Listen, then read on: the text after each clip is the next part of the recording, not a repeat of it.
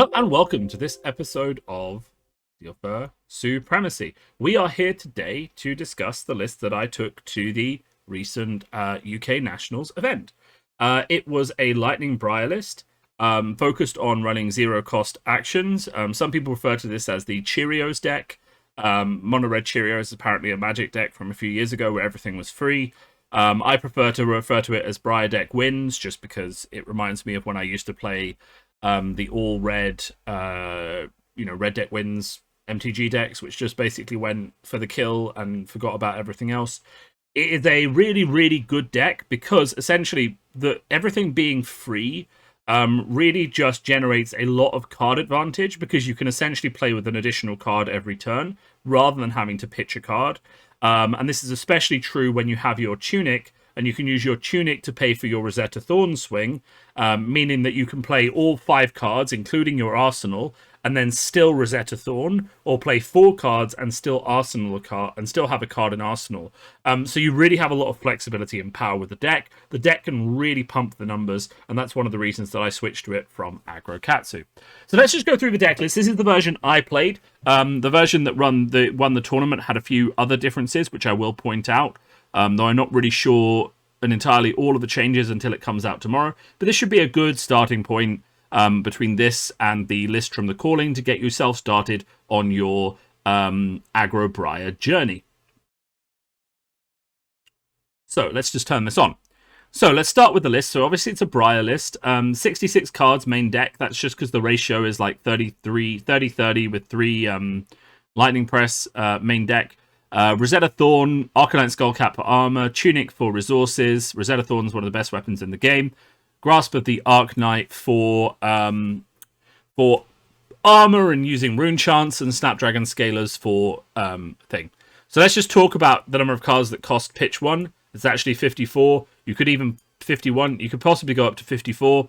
And that means you're going to be playing a lot of your deck without worrying about... Sorry, cost 0 is actually 63. So you're going to be playing a lot of your deck without worrying about pitching at all to pay for stuff. You've got 3 Arcanite Crackle. This is really good because it blocks for 3 and it comes in for 3 and 1 Arcane. So it demands 2 cards on the block or you get an Embodiment. It's a really good card if you're forced to block out and you just play this to try and generate another Embodiment or take 2 cards from your opponent's hand. The same is true of Arcanic Shockwave, but of course you get to keep a card that you fuse to put in your arsenal. So playing one of these 2 when you've had to block a lot is actually still really impactful. And obviously it can still be good to play these for a bit of extra arcane damage or blocking when nothing else is going on. Ball Lightning is a mixed bag. It's obviously an amazing card because it's got built-in Go Again, which means that any non-attack action and Ball Lightning is going to turn into the Rosetta Swing for 4.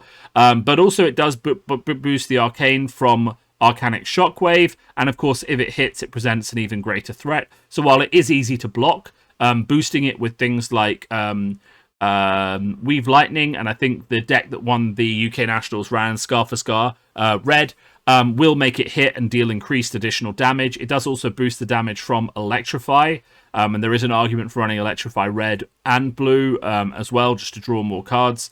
Command and Conquer's on the sideboard, so don't worry so much about that. That's kind of comes in for the Prism matchup with the 9th Blade. I also have Exude Confidence on the sideboard, which I found very, very impactful.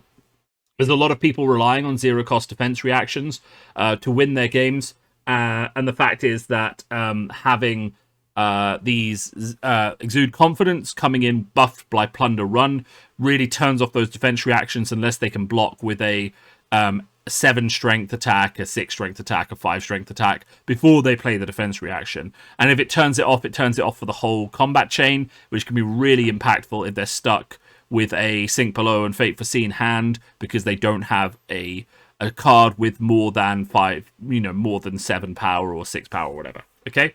The other sideboard's just the equipment, so don't worry so much about that. E-Strike is great just for Go Again. Draw a card when you need to. If you already have Go Again, then it comes in for 7 or draws you a card, which is amazing. Entwine Lightning gets Go Again and can get Go Again from Weave Lightning or get buffed by Weave Lightning. Lightning Surge is a great card to fuse one of these cards with and then go into your arsenal.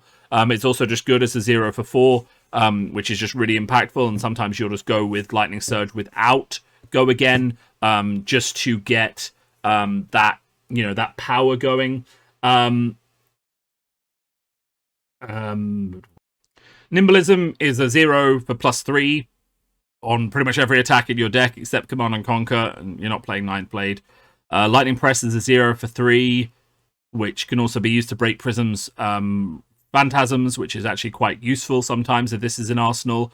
Arguably, you can run Razor Reflex as well in this slot instead of this buff. You could switch the yellow Lightning Presses for Razor Reflex, which obviously gives you go again and surprise damage. It does cost 1, which might cause some issues for the deck because the deck doesn't like pitching a lot, but it obviously did work for the deck that won the UK Nationals.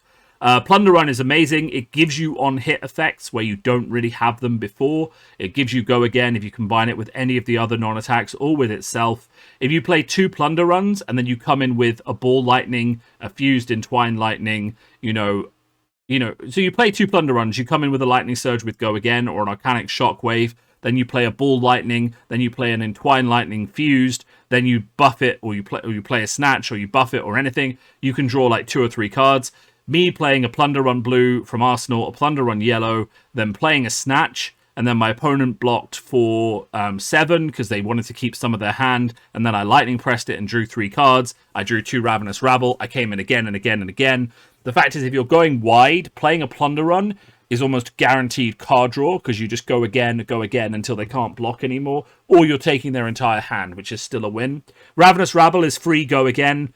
Usually comes in for 4 because of the number of reds in the deck. Sometimes it comes in for 5 if you flip that Gorgonian Tome, which is beautiful. Snatch can get go again really easily and buffed from the non-attack actions. If it hits you, draw a card. That's a massive threat.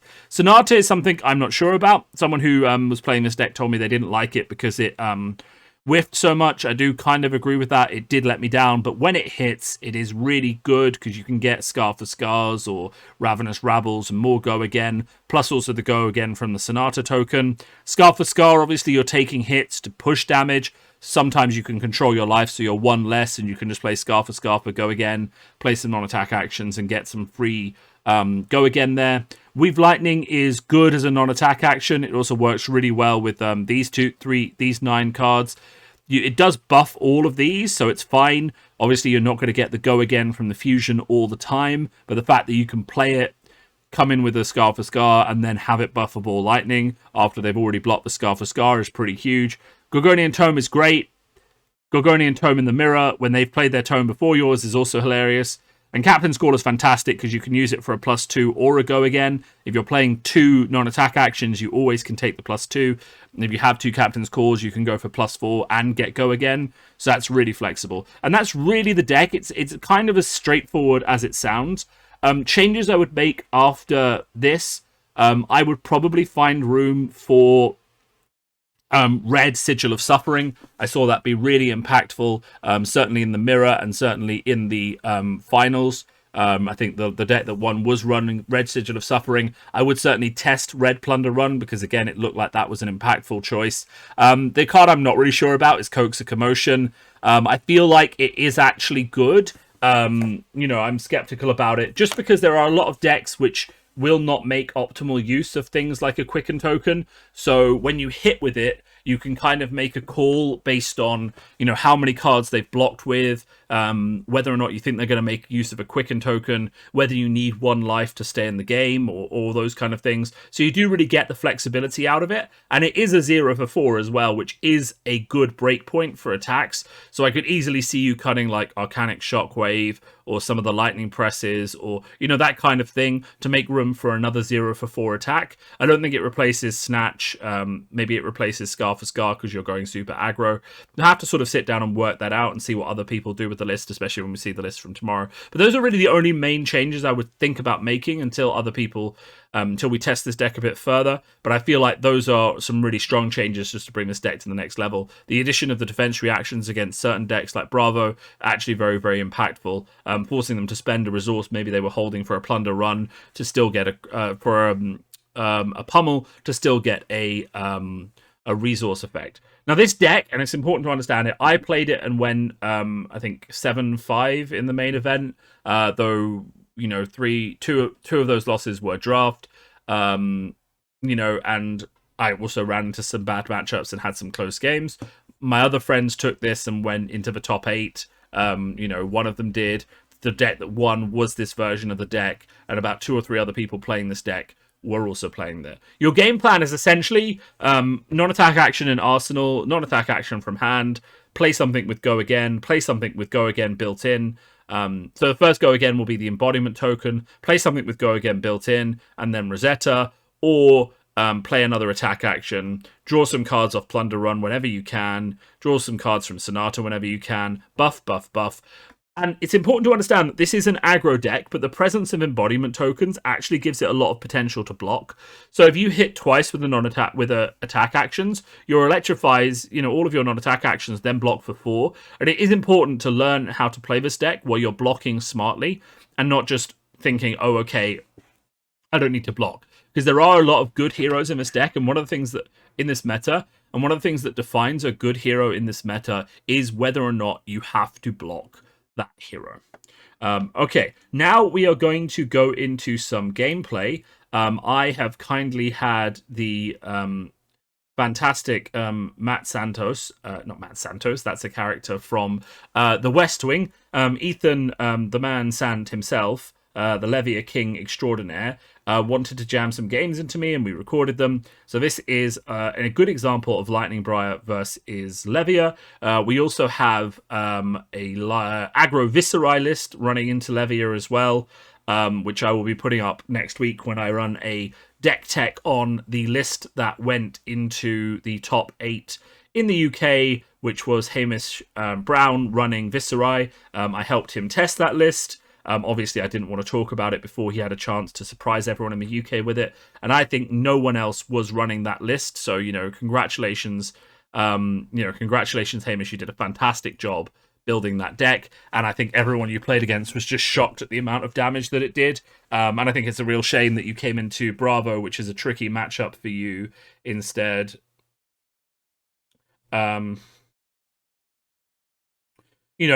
Was a tricky matchup for you instead of, getting a deck that you're better at.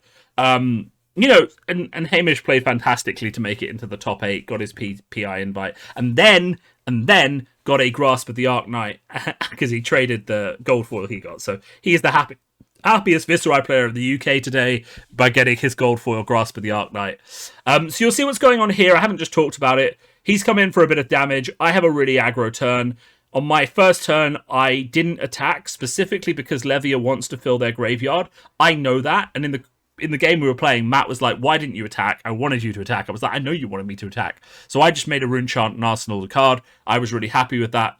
He came in for 6, but it was just damage. It wasn't an on-hit effect. So I said, okay, cool, I take 6. Because really, unless there's an on-hit effect, this deck does not need to block unless it has a load of embodiments and it can just get some really some really great results. So what you're seeing here is me just going for a go wide, big brain turn. I've got my rune chant. I've got a Weave Lightning, Scar for Scar. The Weave Lightning, Scar for Scar is very important. The Scar for Scar has to be played here, so it has go again because I'm on less life. The Weave Lightning will then apply to the Ball Lightning that I play next, which will come in for 6 and be very, very impactful on the turn because he hasn't blocked, and this will force him to take damage. And then I have the E-Strike, which I can either pitch for Rosetta and then Arsenal, or I can attack with the E-Strike for 7 and get even more of a threat. Okay, maybe this is a yellow. No, he is blocking 6. Okay, cool. So he blocks the Ball Lightning because he doesn't want to take 7 damage. And then I pitch an E-Strike to Rosetta, and then I arsenal the E-Strike because I know it's going to come in handy for pushing damage next turn. And we see that by not blocking, he dealt me 6 damage.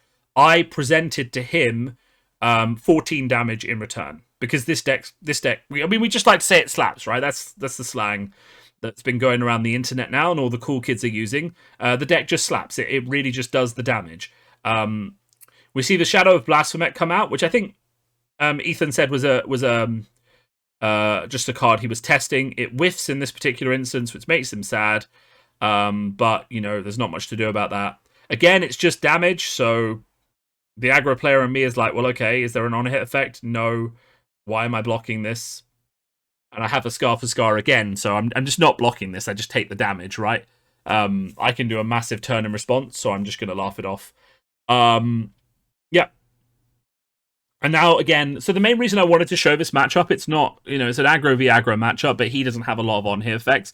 So it's actually a bad showcase of the deck because the deck really does shine when it needs to block a little bit. And I really wanted to talk to you about those blocks. But this is the game I have recorded. And also I think this game really does show the power of the deck because I actually get to play those big card hands every turn. I'm not forced into the grind where I go back and forth. I may, however, bring in a bit of coverage of the final game in another video just to talk through that because that was also a really good example of the deck playing. So you'll see again the Weave Lightning into Scar for Scar. I can then play my Arcanic Shockwave and fuse it with Go Again for 7 and 1 Arcane. And then I can choose, if I want to E-Strike with Go Again and then Tunic Counter into Rosetta, which will be a total of 4, 7, 11, 12, 17, 21 damage, right? On this one turn. This deck just goes hard, and it really, like, if you sequence properly, you can do really ridiculous amounts of damage turn in and turn out, right?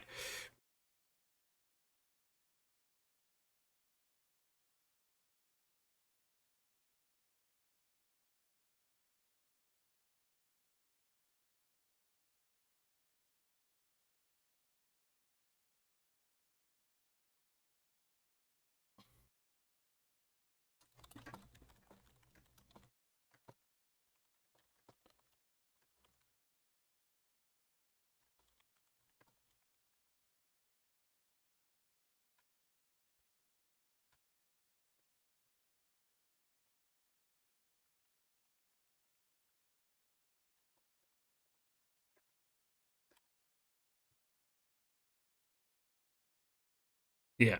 All right. So. We see the massive block on the E-Strike just to stop taking a huge amount of damage. I'm pretty sure I gave it Go Again. He's just realized that I'm going to Rosetta him as well. Yeah. So he blocked for 5, 7. So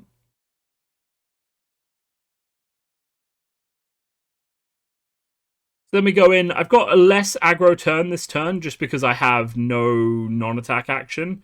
But I still have, this card for Arsenal. I still have, I still have 3 potential attacks. I can Ball Lightning, Ravenous Rabble, Arcanic Crackle, which is still going to push forward, 2, potentially 3, 4, and then 3 and 1 damage. So I'm still pushing forward potentially 11 damage. Which is pretty big, I think, when it comes down to it. And I think after this video, you're all going to kind of see why I decided not to play Katsu and why I decided to play this. This deck just really, on the aggro front, I haven't seen anything that pushes damage to this extent. Not even Chain. Chain basically was better because it was ultimately more consistent. This deck can just draw non-attack actions and lose, whereas Chain was very possible to set up your game so that you won every game by the end just by banishing the right cards that you had pitched earlier. But because you didn't do that, because this deck doesn't do that, you can't be as consistent. But that's not to say that the damage it puts forward is not ridiculous, right? So you see, I just decided to block because I had a 3 block in hand. I knew I was going to come in with an aggressive turn that was going to put a little bit of pressure on, so I could afford to just not take some damage. And because I don't have a non-attack action, I couldn't go as wide as I would like to and put pressure on the way I would like to. And I'm focusing on just blocking a bit and then arsenaling, which is perfectly fine. It's perfectly fine to work that way.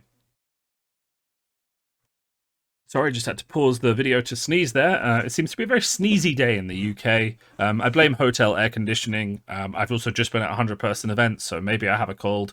Who really knows? Ball Lightning is great because it threatens more damage than it does. So it's really easy to block, which makes people block it. And of course, if they don't block it, they take the damage, which is fine. That looks like a yellow Ball Lightning, so this comes in for 3. We see that get blocked as well, and then I Arsenal the Lightning Surge, but I got 2 cards from his hand, so I'm fine with whatever right at that point, because he's not going to come in with a massive turn. He's just going to do what he needs to do. Now, Levia is a very aggro deck, and I think Matt in this game isn't really going aggro because he hasn't really got his Dread Screamers and his Go Agains, but it's still just kind of an example of how these decks race each other. Because he's come in now for 4 and then 7, and to be honest, it's still just damage, and I know that on my turn, just looking at how things are now, I have at least 3 attacks to play, and I can add an Electrify in there, so I could theoretically get off Electrify, Entwine Lightning into the Lightning Surge in my arsenal, and still come in for 2 attacks for 4 and the Rosetta Swing. I think I end up pitching the Plunder Run to play the... No, that's wrong. I think I take this back. 1 second. This is a friendly game. I'm still... This was during the practice for the Nationals. I still... Yeah. So... for only mistake I think I've seen myself make this game. But yeah. So I pitched the Plunder Run to play the Electrify. I think personally pitching the Ball Lightning or just playing the Plunder Run would have been the right decision, because then I would have had the Electrify in Arsenal. But, I'm fine with the way this sequence goes because I push a lot of damage with the Ball Lightning, or maybe I Arsenal the Ball Lightning and still get what I want at the end of it. Then we paused to have a brief chat about Guardian of the Shadow Realm. I do like Guardian of the Shadow Realm, certainly into the Bravo and things like that out of Levia. But I will say that I think that in this particular matchup, you don't want a 2 that blocks for 6. You need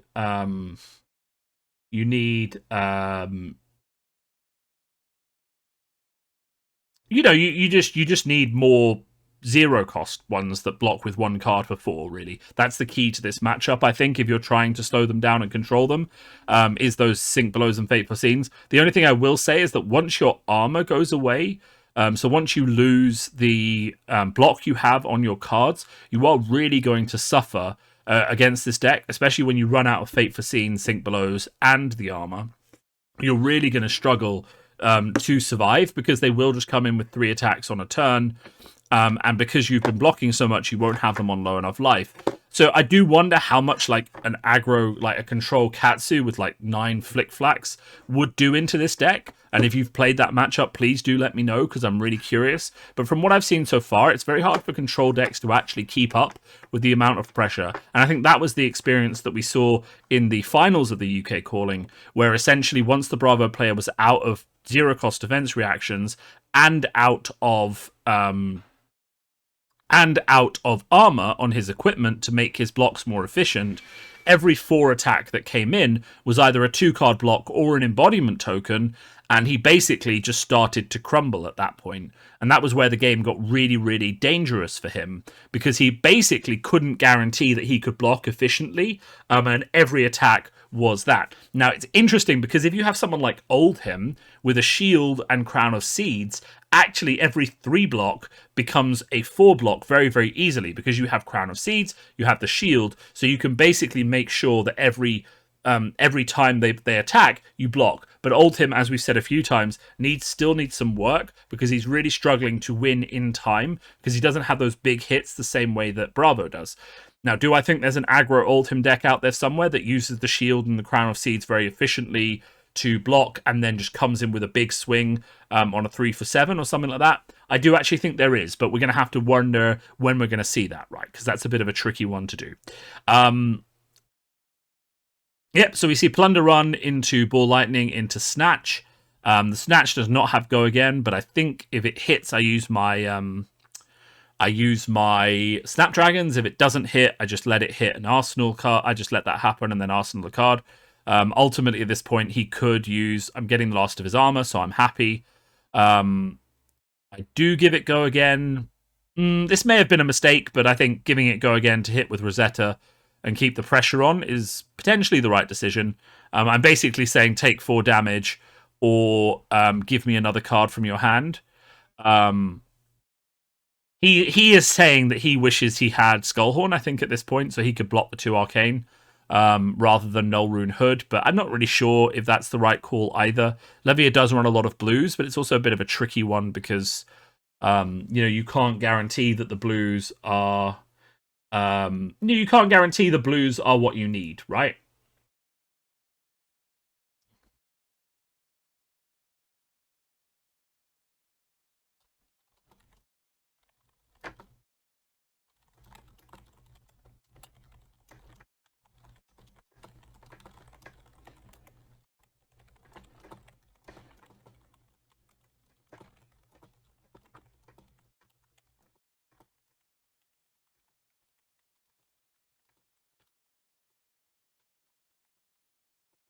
Sorry, I just have to let my GM know that I am coming to D&D this evening.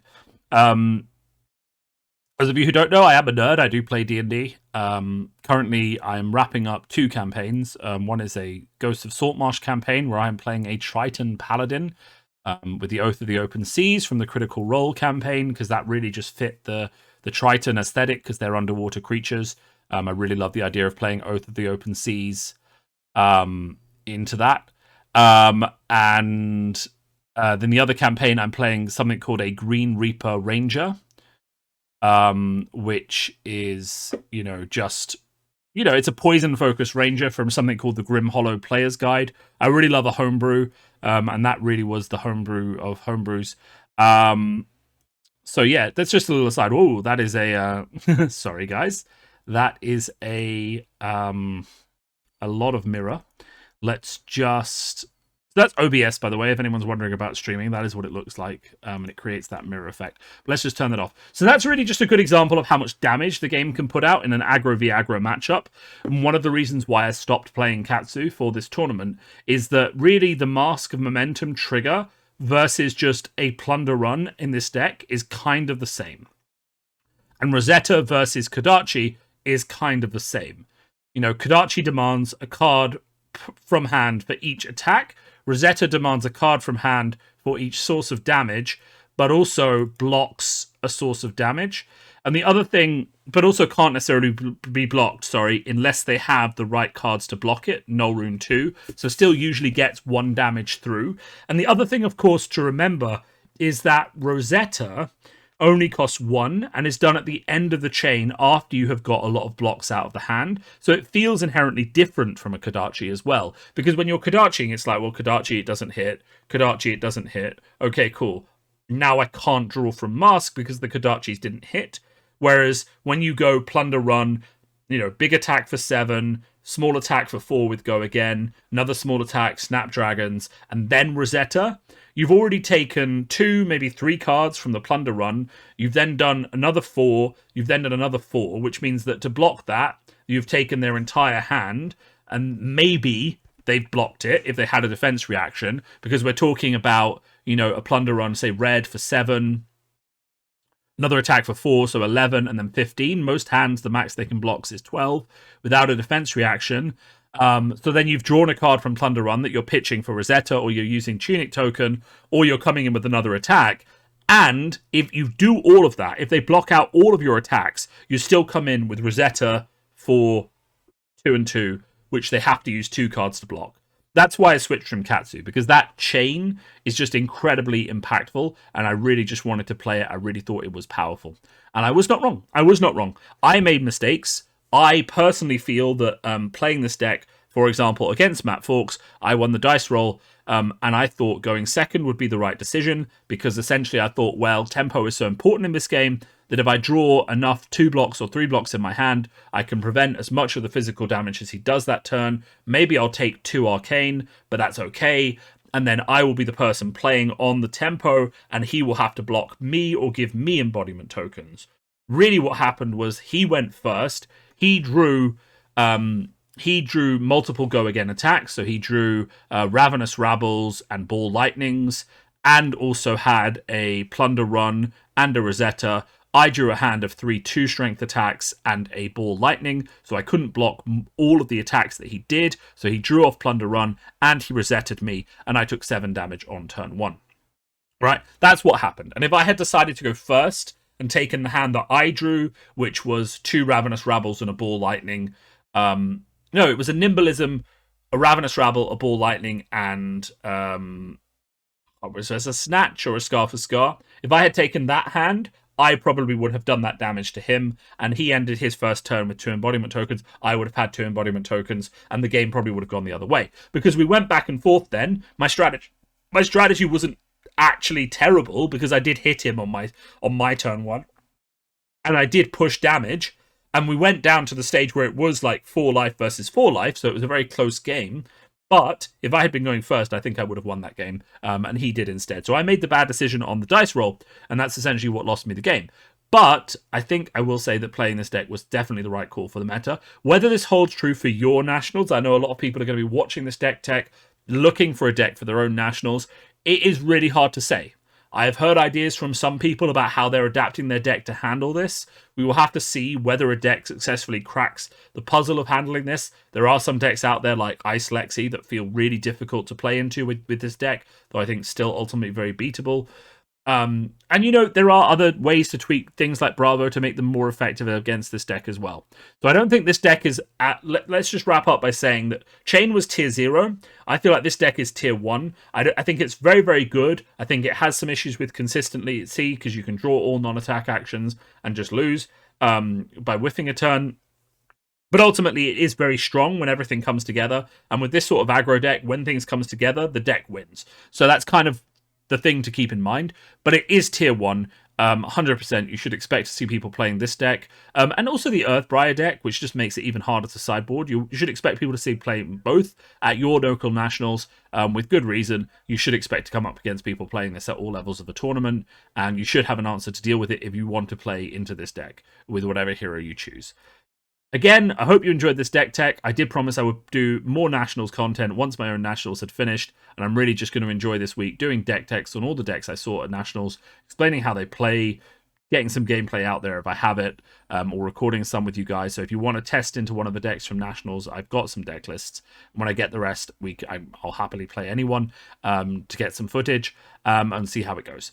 So thanks a lot for this video. As always, if you liked this video, please do like and subscribe to the video. If you really like this video, I do have a Ko-fi page that is linked in the description, which is basically Patreon, but based in the UK, so I don't have to worry so much about paying financial foreign exchange fees. And, feel free to support my channel if you would like to. And have a great day.